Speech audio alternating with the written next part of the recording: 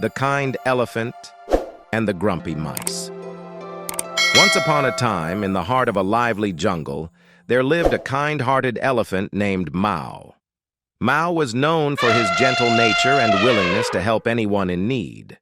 One sunny morning, as Mao strolled through the jungle, he came across a group of grumpy mice trying to move a big leaf to build their new mouse home.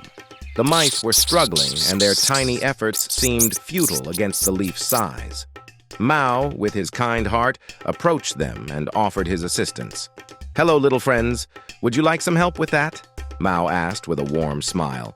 "Oh, yes, please!" exclaimed one of the mice, relieved.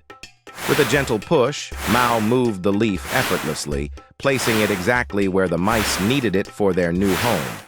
"Thank you, Mao. You're truly a kind and helpful friend," said the mouse, now with a cheerful squeak. From that day on, Mao and the mice became best friends. Mao's kindness had not only helped the mice, but had also taught the other animals in the jungle the importance of helping one another.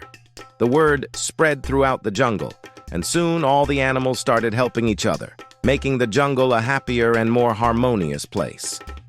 The moral of the story is, kindness and helping others make the world a happier place for everyone.